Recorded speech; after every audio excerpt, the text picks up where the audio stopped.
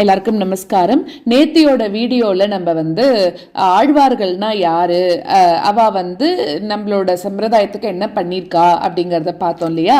இன்னைக்கு அந்த 4000 திவ்ய பிரபந்தமும் ஒரு காலத்துக்கு அப்புறம் பல காரணங்களால இந்த மாதிரி ஆழ்வார்கள் இயற்றின பாசுரங்கள் எல்லாம் பாராயணம் பண்றதையே மக்கள்லாம் கைவிட்டுட்டாலாம். அது எப்படி நம்மளுக்கு திருப்பி கிடைச்சது, யாரால திருப்பி கிடைச்சது அப்படிங்கறத தான் நம்ம இன்னைக்கு பார்க்க போறோம். ஸோ இப்படி அதாவது 4000 ஆண்டுகளுக்கு அப்புறமா சிதம்பரத்துக்கு பக்கத்தில் இருக்கக்கூடிய காட்டுமன்னார் கோவில்னு சொல்லக்கூடிய அந்த ஊர்ல நாதமுனிகள் அப்படின்னு சொல்லிட்டு ஒரு வைஷ்ணவர் அவதாரம் பண்ணார். அவர் அங்க இருக்கக்கூடிய அந்த ராஜகோபால பெருமாள் மேல ரொம்ப பக்தியோட அந்த பெருமாளுக்கு இருக்கக்கூடிய கோயில் கைங்கரியங்கள் எல்லாத்தையும் ரொம்ப ஈடுபாட்டோட பண்ணிட்டு வந்தாராம். அப்படியே அவர் ஒரு நாள் திருக்குடந்தைன்னு சொல்லக்கூடிய அந்த கும்பகோணம் சாரங்கபாணி பெருமாள் கோயிலுக்கு போய் மூலவர் ஆறாவமுத பெருமாளை சேவிச்சுட்டு இருந்தார். அப்போ என்ன ஆயிடுத்து அப்படின்னாக்க, சவுத் சைட்ல இருந்து யாத்திரை வந்திருந்த சில வைணவர்கள் ஆறாவமுதே அடியேன் உடலம் நின்பால் அன்பாயே நீராய் அலைந்து கரைய உருக்குகின்ற நெடுமாலே சீரார் சென்னல் கவரி வீசும் செழுநீர் திருக்குடந்தை ஏறார் கோலம் திகழக்கிடந்தாய் கண்டேன் எம்மானே அப்படின்னு தொடங்கி நம்மாழ்வார் திருக்குடந்தை ஆறாவமுது பெருமாள் மேல் அருளி செஞ்ச பாசுரங்கள் 11ஐயும் நல்ல இசையோட பாடின்னு இருந்தாலாம். அப்படி அந்த அடியவர்கள்லாம் பாடின அந்த ஒரு பாட்டுல ஒரு 11ஆவது பாசுரம் நாதமுனிகளோட கவனத்தை ஈர்த்துதான். ஏன் அப்படின்னா அதுல 1010 அப்படின்னு சொல்லி அவ பாடியிருக்கா. அது இவர் கேட்டுட்டார். அப்படின்னாக்க இது மாதிரி இன்னும் இனிய பாசுரங்கள்லாம் இருக்கோ, அதெல்லாம் உங்களுக்கு தெரியுமா அப்படின்னு கேட்டிருக்காரு. ஏன்னா 1000 பாசுரங்கள் இருக்கு, இவ ஆனா இவ்வளவுதானே பாடியிருக்கா அப்படின்னு கேட்டிருக்கா. அதுக்கு அந்த பாடினவெல்லாம் இப்ப இந்த 11 பாசுரங்கள் தான் எங்களுக்கு தெரியும், இது நம்மாழ்வாரோட பாசுரங்கள். நாங்க நம்மாழ்வாரோட சீடரா இருக்கக்கூடிய மதுரகவி ஆழ்வாரோட மரபுல நாங்கெல்லாம் வந்திருக்கோம். எங்க பரம்பரையில இந்த 11 பாசுரங்கள் மட்டும்தான் நாங்க செவி வழியாக கத்துன்னு வந்துட்டு இருக்கோம். அப்போ இத எங்களுக்கு சொல்லி கொடுத்த பராங்குசதாசர் அப்படிங்கிறவர் இப்ப திருக்குறுகூர்னு சொல்லக்கூடிய ஆழ்வார் திருநகரியில வாழ்ந்துன்னு வந்துட்டு இருக்கார்.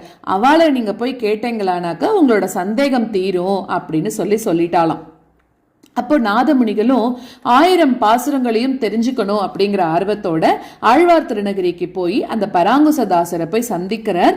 அவர் ரொம்ப பணிவோட வணங்கி தன்னோட விருப்பத்தையும் சொல்றாராம். இதே போல நான் இந்த 1000 பாடல்களையும் தெரிஞ்சுக்கணும்னு ஆசைப்படுறேன், நீங்க தான் உதவி பண்ணணும்னு சொல்றார். அப்போ அவர் என்ன சொல்றார், பராங்குசதாசர் என்ன சொல்றாருன்னா, உனக்கு இருக்கிற ஆசை எனக்கு புரியறது, நான் உன்னை அதுக்காக ரொம்ப பாராட்டுறேன். ஆனா எனக்கே இந்த 11 பாசுரங்கள் தான் தெரியும், இதை முழுக்க தெரிஞ்சினவர் நம்மாழ்வார் ஒருத்தர் தான். ஆனா அவர் இருந்தாதான் உனக்கு சொல்ல முடியும், அவரே இப்ப பரமபதம் போயிட்டாரு அப்படின்னு சொல்றார். போய் பல்லாயிரக்கணக்கான ஆண்டுகள் ஆயிடுத்து, என்ன பண்றது, ஆனா என்னோட மூதாதையரா இருக்கக்கூடிய மதுரகவி ஆழ்வார் அவர் தன்னோட குருவான நம்மாழ்வாரையே இறைவனாக பாவிச்சு கண்ணினுன் சிறுத்தாம்பு அப்படின்னு சொல்லக்கூடிய 11 பாசுரங்கள் அருளி செஞ்சிருக்கார். அப்போ அதை நான் உனக்கு சொல்லித்து கொடுக்குறேன். இப்போ அதை நீ என்ன பண்ணு, நம்மாழ்வார் வாழ்ந்துட்டு இருந்த புளிய மரத்தடியில உட்காந்துட்டு நீ அதை சொன்னேன்னாக்க, ஒருவேளை நம்மாழ்வார் பரமபதத்திலிருந்தும் உனக்கு அந்த 1000 பாசுரங்களையும் சொல்ல வரத்துக்கு வாய்ப்பு இருக்கு அப்படின்னு சொல்லி கண்ணினுன் சிறுத்தாம்புல இருந்து 11 பாசுரங்களையும் நாதமுனிகள் உபதேசம் பண்றாராம். அப்போ இவரும் என்ன பண்றார், நாதமுனிகளும் புளிய மரத்தடியில உட்கார்ந்துட்டு நம்மாழ்வார மனசுல நிறுத்தி அந்த 11 பாசுரங்களையும் இடைவிடாம திருப்பி திருப்பி பாடிண்டே இருக்கார். அதாவது கிட்டத்தட்ட ஒரு 10,000 தரமாவது பாடி முடிச்சதுக்கு அப்புறம் நம்மாழ்வார் அவருக்கு முன்னாடி வராராம். அப்போ நம்மாழ்வார் குருவாக அந்த புளிய மரத்தடியில உட்கார்ந்துட்டு நாதமுனிகளுக்கு திருவாய்மொழியில இருக்கக்கூடிய 1102 பாசுரங்களையும் உபதேசம் பண்றார். நாதமுனிகளுக்கு இப்ப ஒரே சந்தோஷம். அப்ப அவரை பார்த்து வணங்கி கிளம்புறேன் அப்படின்னு சொல்றாராம். அப்ப நம்மாழ்வார் கேட்கிறார், 1000 போருமா, மத்த ஆழ்வார்கள் அருளி செஞ்ச அந்த 3000 பாசுரங்கள் வேண்டாமா அப்படிங்கிறாராம். அப்ப இவருக்கு இன்னும் ஒரே சந்தோஷம், அதையும் சொல்லிக் கொடுங்கோ அப்படின்னு கேட்கிறார். அப்ப நம்மாழ்வார் இன்னும் இருக்கக்கூடிய 3000 பாசுரங்களையும் சொல்லிக் கொடுக்கிறாராம். நாதமணிகளுக்கு ஒரே சந்தோஷம். நம்மாழ்வார் சொல்றார், உனக்கு நான் சொல்லி கொடுத்துட்டேன், ஏதாவது சந்தேகம் இருந்ததுன்னா நாளைக்கும் வா அப்படிங்கிறார். திருப்பி நாதமணிகள் அடுத்த நாளும் புளிய மரத்தடிக்கு போறார். அங்க முன்னாடியே நம்மாழ்வார் உட்கார்ந்துட்டு இருக்காராம். சுவாமி பார்த்துட்டு, பொலிக பொலிக பொலிக போயிற்று வல்லுயிர் சாபம் நலியும் நரகமும் நைந்த நமனுக்கு இங்கு யாதொன்றும் இல்லை கலியும் கெடும் கண்டு கொண்மின் அப்படின்னு சொல்லியிருக்கீங்களே, எப்படி யமனுக்கு வேலை இல்லாம போகும் அப்படின்னு நாதமணிகள் கேட்கிறாராம். அப்ப உடனே நம்மாழ்வார் சொல்ற, தன் பையிலிருந்து ஒரு விக்கிரகத்தை எடுத்து நாதமணிகள் கிட்ட கொடுக்கிறார். இவர் தான் ராமானுஜர். இவர் தான் பிற்காலத்துல இந்த உலகத்துல அவதரிச்சு வைஷ்ணவ சம்பிரதாயத்தை நிலைநாட்ட போறவர். அப்போ மக்கள் எல்லாரும் என்ன பண்றா, இவரையே ஃபாலோ பண்ணி அறத்தின் வழியில நடப்பா அப்படின்னு சொல்றார். அதனால யமனுக்கு வேலையே இல்லாம போயிடும் அப்படின்னு சொல்றாராம். அப்புறம் இந்த விக்கிரகத்துல இருக்கக்கூடிய உத்தமர், அவரை நீ தேடி கண்டுபிடிச்சு வைணவ ஆச்சாரியராக செய்ய வேண்டியது உன்னோட கடமை அப்படின்னு கட்டளையும் நாதமுனிகளுக்கு இட்டுட்டு அவர் திருப்பி பரமபதத்துக்கும் போயிடுறாராம். அப்ப நாதமுனிகள் 4000 பாசுரங்கள் அவருக்கு கிடைச்ச மகிழ்ச்சியில அந்த ராமானுஜரோட விக்கிரகத்தை வாங்கிண்டு, ஏன்னா நம்மாழ்வாரோ கொடுத்த விக்கிரகம் இப்ப இது ஆழ்வார் திருநகரியில இருக்கிறதா சொல்றா. சோ வைஷ்ணவத்தை சிறப்பிக்கக்கூடிய கடமை உணர்வோட அந்த காட்டுமன்னார் கோயிலுக்கும் சேர்றார். அதுக்கப்புறமா என்ன ஆகுறதுன்னா 4000 பாசுரங்களையும் இவர் ரிட்டர்ன் டாக்குமெண்டா வச்சிடுறாராம்.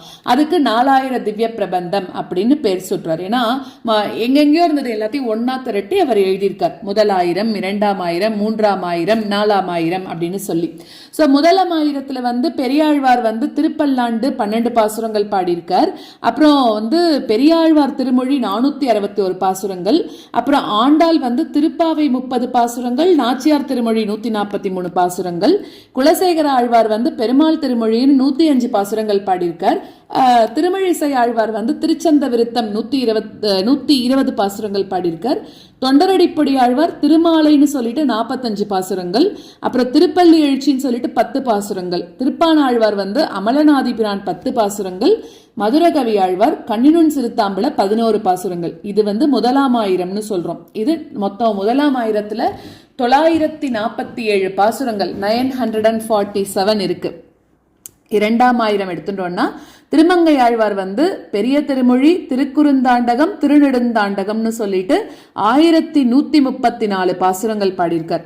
3000 பொய்கை ஆழ்வார் முதல் திருவந்தாதியில 100 பாசுரங்களும், பூதத்தாழ்வார் 2ஆம் திருவந்தாதியில 100 பாசுரங்களும், பேயாழ்வார் 3ஆம் திருவந்தாதியில 100 பாசுரங்களும், திருமழிசை ஆழ்வார் 4முகன் திருவந்தாதியில 96 பாசுரங்கள்.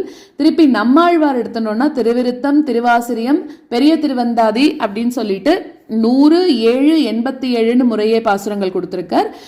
திருமங்கை ஆழ்வார் திருவழுக்கூற்றிருக்கை ஒரு பாசுரம், திருமங்கை ஆழ்வார் சிறிய திருமடல், பெரிய திருமடல்னு 40 பாசுரங்களும் 78 பாசுரங்களும், மொத்தம் 3000 709 பாசுரங்கள் இருக்கு. 4000 எடுத்துட்டோம்னா நம்மாழ்வார் திருவாய்மொழி கொடுத்திருக்கார் 1102 பாசுரங்கள். சோ 4000 மொத்தம் 1102 பாசுரங்கள்.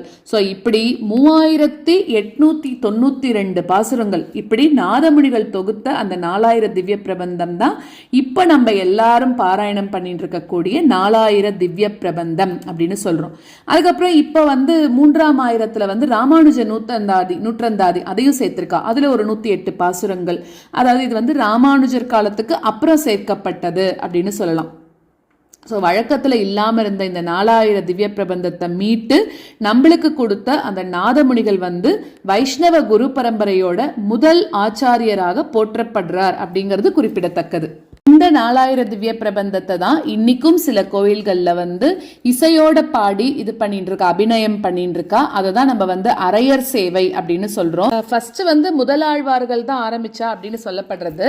ஆனாலும் என்ன அப்படின்னா, அதாவது இவர் நாதமுனிகள் திவ்ய பிரபந்தத்தை தொகுக்கும் போது பெருமாளோட அந்த நாராயணனை வாழ்த்தி துவங்குற மாதிரி இருக்கிறது தான் திவ்ய பிரபந்தம், அப்படிதான் ஆரம்பிக்கணும் அப்படின்னு நினைக்கிறார். அதனால பெரியாழ்வார் அருளி செஞ்ச அந்த பல்லாண்டு பல்லாண்டு பல்லாயிரத்தாண்டு அப்படின்னு சொல்லக்கூடிய அந்த ஆழ்வார் வரிசையில் 8வது வைஷ்ணவ அடியவராக இருக்கக்கூடிய அந்த பெரியாழ்வார் அவர் அருளி செஞ்ச அந்த 12 பாசுரங்களை திருப்பல்லாண்டு அப்படின்னு சொல்லி பெயர் சூட்டி அதை தான் முதல்ல நம்மளுக்கு கொடுத்துருக்கார்.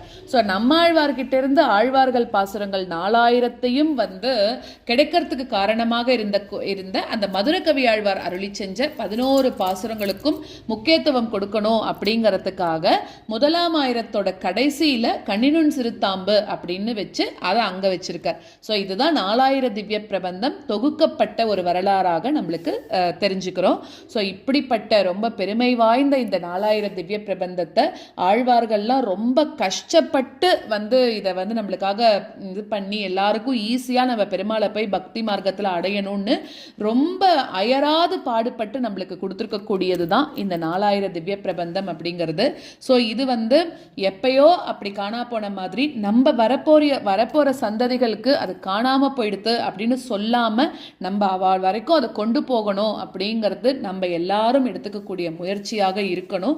அதுக்கு முதல்ல நம்ம அதோட டீட்டெயில்ஸ் தெரிஞ்சுட்டு நம்மளுக்கு அடுத்த இருக்கக்கூடிய ஜெனரேஷனுக்கு ஆழ்வார்கள்னா என்ன, திவ்ய பிரபந்தம்னா என்னன்னு சொல்லி கொடுக்கணும். அதுக்கான ஒரு சின்ன முயற்சி தான் இது. ஸோ நம்ம எல்லாரும் சேர்ந்து நம்மளோட சனாதன தர்மத்தை வளர்க்கறதுல ஒரு பெரிய பங்கு நம்மளும் கொடுக்கணும் அப்படின்னு உங்கள் எல்லார்கிட்டையும் வேண்டி கேட்டுக்கொள்கிறேன். ஆழ்வார் எம்பெருமானார் ஜீயர் திருவடிகளே சரணம்.